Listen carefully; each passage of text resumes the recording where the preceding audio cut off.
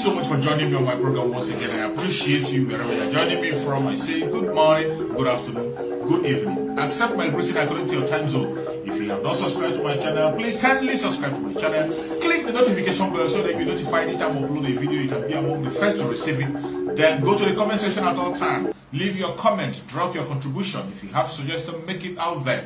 If you have any criticism, put it down on the comment section. It will make us to get better, presenting you a better program. Thank you so much. Of course, we knew that betrayal was going to happen.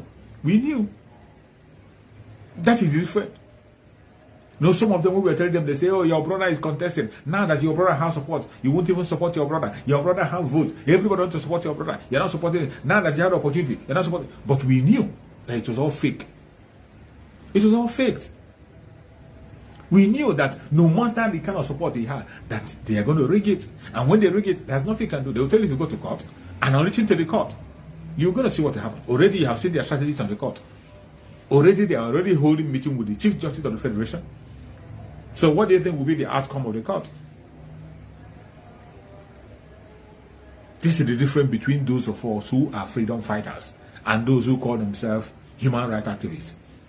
The human rights activists in Nigeria who claim to be human rights activists, they know the problem, but they don't have a solution.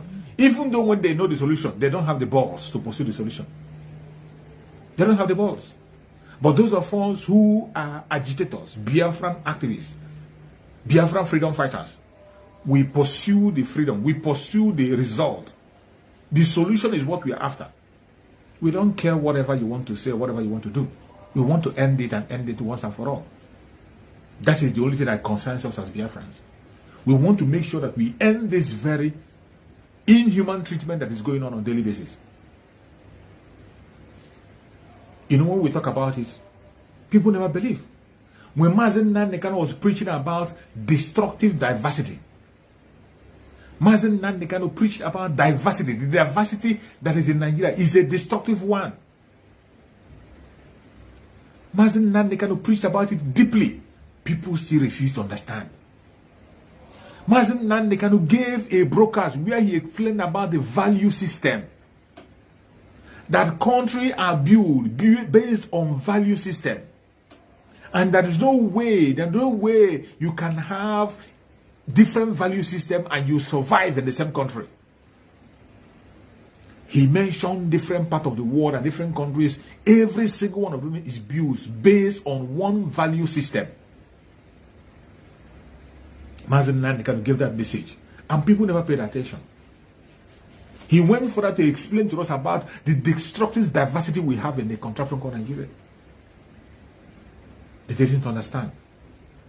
People are still sheepishly making the same mistake Dr. Nnamdi Azikiwe made. The same mistake Dr. Nnamdi Azikiwe made when he was being told that we are not the same. Even Tafawa Balewa told him. Tafawa Balewa told Azikiwe to his face that we are not the same. We are not the same. Azikiwe said no. He was looking for one Nigeria. Even Awolowo told him, we are not the same. Let's go. He refused. The same thing some idiots are still doing up to today. This one Nigeria that protected. It is even an Igbo man that held this very one Nigeria with his two hands that made it to exist, made it possible. It was an Igbo man that made this very one Nigeria possible. And since then, there has never ever been peace for that same Igbo people. The death we are facing today was brought upon us. When you look at it deeply from history, you blame Azikiwe.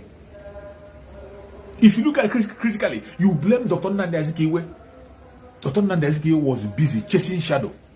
Even when they told him to his face, Sir Abubakar Tafawa told him to his face that we are not the same and cannot be. You are from the south, southeast, you are a Biafran, you are a Christian, I am a Muslim. From the north, a Fulani. We are not the same and can never be. But Dr. Nnamdi Azikiwe failed to understand this. He was still pursuing unity. That how can you be talking about unity with somebody who doesn't want to unite with you? How? Don't you know that making peace with somebody who doesn't want peace with you is a suicide mission? The only way that that peace can stand is your death. When you give your life, that is the only time the peace can stand. It's a very big risk. There is no way you can talk of peace if you really value your life. If you really value your life and value yourself, if you want to live and survive, you don't make peace with somebody who doesn't want to have peace with you. You don't do that. Anytime you do that, you are putting your own life on the line. And the only way you can achieve that peace which you're pursuing is when you lay your own life down for him. And that is what Azikiwe put us through. When they asked all the signs were there, they were telling him to his faces. He didn't hear. That was why you saw Amadou Bello in the interview that he was granted to him by a BBC journalist in those days. A BBC journalist was asking him, why are you so obsessed with the Igbos? Why are you so obsessed with them?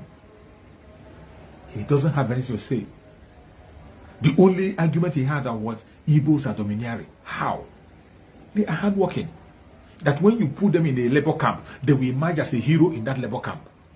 Wherever you put them to press them down, they emerge as a hero. They take over. Not by violence, not by fighting. They work hard to grow and raise themselves. How is that domineering? You conducted a war against them. The whole world fought against them. Fought them for good 3 years. After the war, you said no victor, no vanquish. Even in the no victor, no vanquish, you seized all their properties. You seized all the money they had in the bank. And you gave to everybody 20 pounds. No matter the amount of money anybody has, what you released to them was 20 pounds. 20 pounds. Regardless how rich you are. And today, from that 20 pounds, they have still emerged. They have grown and emerged and become the pillar of the economy of that Zoliga Republic. How is that domineering? How? How is that domineering? People who are hardworking, who cannot stay down, who are not lazy, who will not beg. Go and check. There was a documentary I played in one of my videos. A documentary that was being conducted during the time of Civil War. The man who was speaking there was saying that Biafrans are industrial. They are working and they don't even want to beg. Even in the hardship, they don't beg. Instead, they go to do some menial jobs and get money. They don't beg. And they support each other. That is how we are able to survive. That is the same way we are still surviving up today. Supporting each other, carrying each other around, and fighting hard industriously. You see people today who are crying, Lagos being their land, Lagos being their own, taking Lagos from them. They have forgotten how the Igbo Biafrans came. So many of the Igbo Biafrans came empty-handed. And they worked their ass off. They worked hard. They went on hunger strike. They slept without food so many days until they made it. And when they made it and began to develop the area, they didn't only make it and return the money back home. They made it and they invested that money in the same area. You are not okay with that. Today you are attacking them. You are fighting them, pushing all manner of propaganda against them. They didn't just fall from the sky. They worked hard for it. And when you see some other people, they say that the Yorubas are accommodating. Yorubas are accommodating. That is it because you are accommodating? Is that why you have to now put somebody down? That you are accommodating? If there is no tribe that is as accommodating as the Igbos. No tribe. No tribe is accommodating as the Igbos. Very, very accommodating. And that is why they can survive and exist. Anywhere you find them, they will exist. They say that some of them will ask you and tell you that, is there any Yoruba man that owns property in Igbo land? Is there any Yoruba man that owns property in Igbo land? Who stops you from owning property in Igbo land? Can you be able to stand the competition? If you can stand the competition, go there and face the competition. And by the way, the only reason why most of them are not going there is because the Biafra land have been caged by the policies of the country. The country placed a policy that have caged Biafra land and made it a burial ground. That is the original plan. The original plan of Nigeria is to make Biafra land a burial ground. And that is what they have made it. So what is somebody going to invest there? The only people that have the confidence to invest there, have the confidence to put invest there, is still the Igbos because it is their land. It is their land. They are the only people who will have that confidence and patience to wait and develop, wait and invest in that very place. In a place where you have no international airport, you have no seaport. When you buy your own goods, you are taking it, you have police checkpoint every 1 kilometer. Every pole, you have police checkpoint every pole. Do you think it is easy to survive with business in such area? How can you be able to survive in that area? In a place where people are moving out, instead of coming in, they are moving out. There's no companies over there. Companies are not coming in. Companies are not looking to the area because even the companies, they need the international airport, they need the seaport to make their transaction. The Biafran land have made in such a way, it have been caged in such a way that people are scared. Investors cannot come there openly. They can't embrace the area.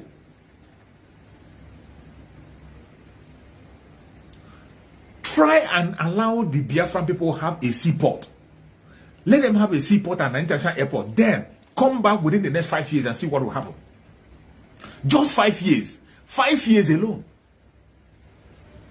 Give Biafra people a seaport and airport in Biafra land. And then come back in, just come back in 10 years and see how the place will be.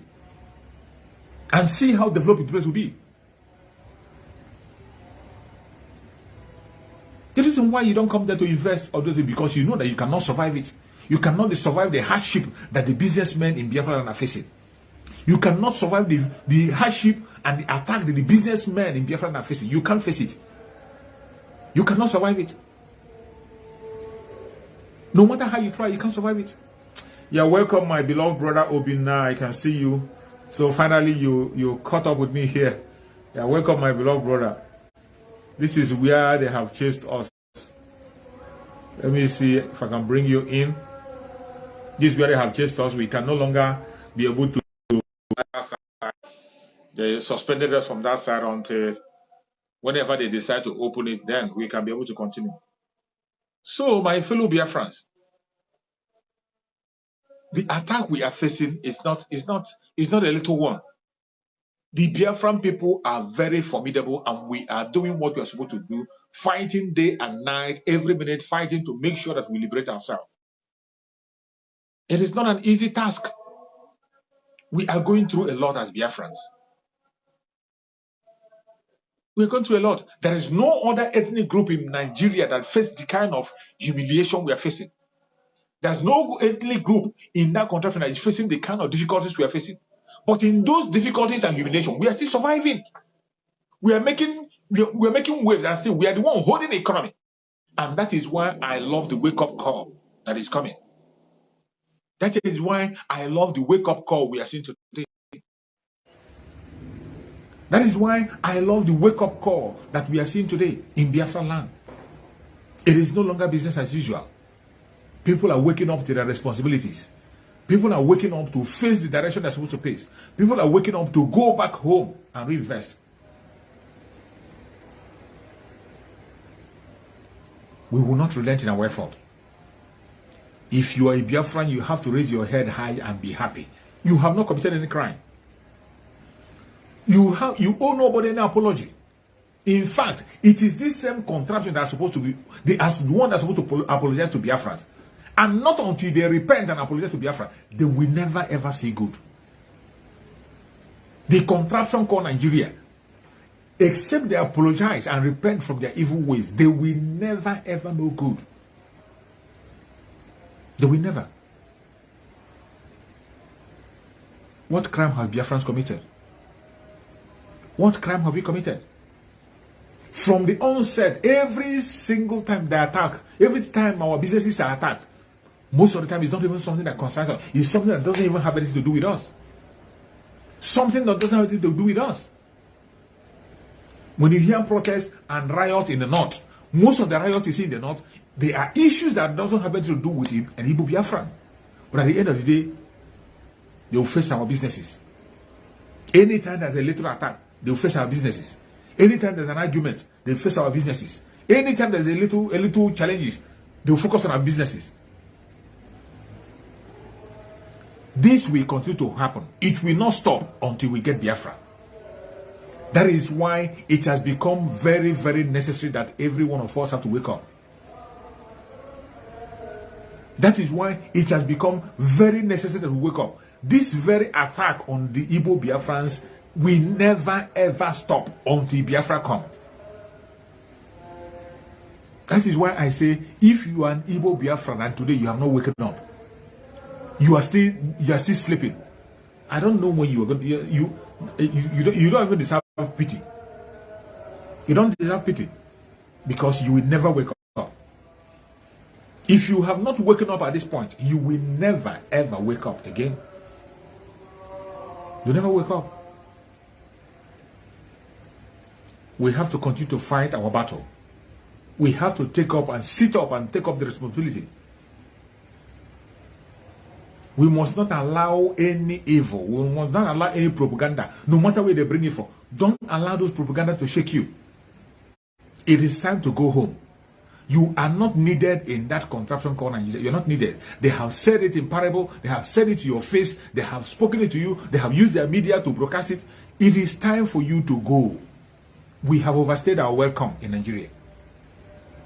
The Biafran people have overstayed their welcome in Nigeria. It is time to go. And you don't beg people to let you go. You have to move. You have to move. You have to move. As Biafrans now have made up their mind to relocate their businesses, continue that relocation. Do not mind. It doesn't matter where you establish your business, they are going to come for you. They will come for you. Go to Nnewi today. Nnewi today, people are doing their businesses in Nnewi as a village. People are doing their business in their home, selling spare parts in their home. And people are coming from all over West Africa to there to buy it. People are coming from all parts of West Africa to Nnewi to buy what they want to buy. We have to adapt that system. Every Biafran must adapt that. Come back to Biafra land. We have enough land to establish all those markets. If possible, let us turn the whole Biafra land as market. Turn the whole Biafra land as marketplace. They will come. They will come. At least when you mention Biafra, they will tell that when you go there, anything you will leave, you will get it. Our brothers who are in Arabia, go to Aba in Arabia. Arabia market in Aba. People are coming to Arabia from all parts of the world, and they come there to buy things and they go. So we must not continue to say that we will do it. While we are pursuing our way to Biafra, we will continue to take our things back home. Take everything back home. Take everything back home. There is no more time. There is no more time. There's no more time. None of us should relent in our effort. Don't allow anybody to belittle you. Don't allow anybody to call you the name that is not yours. Don't accept slavery. Be out of fear. Do not accept second class out of fear. You must not. Every Biafran is a first class citizen. That is what we are. And no matter the propaganda or blackmail they bring, they cannot take away that from us. That is who we are. We are first class citizens. And that we will continue to be. No man born of a woman can take that right from us. My brother Solomon, I don't know, you know Facebook with their wahala. Just keep trying. If they allow you, I bring you in. If they don't allow you, then we can try it again tomorrow. It's a new platform now that I'm broadcasting. We can't broadcast on King David because of their hindrances. I don't know. They just keep on blocking and putting some difficult things, but we will continue. So my fellow Biafrans, any place you are, try and make sure. Yeah, I saw your request. I accepted your request when you sent your request, but you couldn't be able to come out. I saw your request when you sent your request. I brought you in, but you couldn't be able to show up. So, my fellow Biafrans, every one of us must have to stand our ground. It is now or never. It is now or never. It is no longer time for us to begin to beg. It is no longer time for us to begin to pretend. It is no longer time for us to begin to say things that are irrelevant. In the period that we are in, it is fight to finish. It is fight to finish. You have to stand up for that which is yours. Don't allow anybody to put you down. Do not allow anyone to, it doesn't matter who the person is. It doesn't matter the angle they're coming from. It doesn't matter who sent them. Do not allow anyone to put you down. We must have to take our responsibility. Stand up to our responsibility and do what we have to do. This call has been made for a very long time. A very long time, but many people are not paying attention. That is why I say, somehow, I love the attack that is coming. Every challenge that Igbo Biafrans are facing today, I love it. Because it is waking people up. Some of us are sleeping and snoring. Even in the very difficult and challenging time, so many of us are sleeping, deep in sleep, asleep, and snoring. Just imagine, after more than a decade, some people are just waking up because of what happened in Lagos. More than a decade, Mazen Nandekan have been explaining word to word, broadcast to broadcast. He has been explaining. People didn't listen. Our spokesperson, Mazen Simon, never came on board. He was explaining, exposing. They didn't listen. So many of them, it took this, what happened in Lagos during the election to wake them up. That was what woke many of them up. Many people, they woke up because of what happened in Lagos. And I asked myself, is this ordinary? Is this ordinary? Is this how we're going to survive? Is this how we're going to survive? It is so sad. It is so sad. But we will continue. We will continue to speak up. We will continue to voice out. We will continue to speak to every single person. We continue to speak to every single person to make sure everybody wake up. Because Mazen Nandekan, our supreme leader, have already said it, that we will not leave anybody behind. That is where we are still talking, crying on a daily basis, shouting. He said that we will not leave anybody behind. We must have to make sure that we carry along everybody.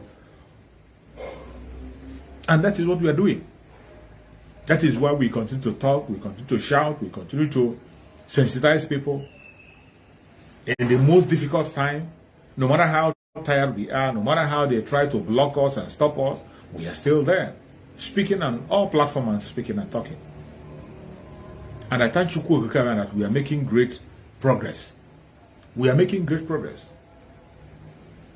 Under the autopiloted IPOB, with the help of our spokesperson, Master Simon Ekpa, a lot of progress has been made, I must tell you.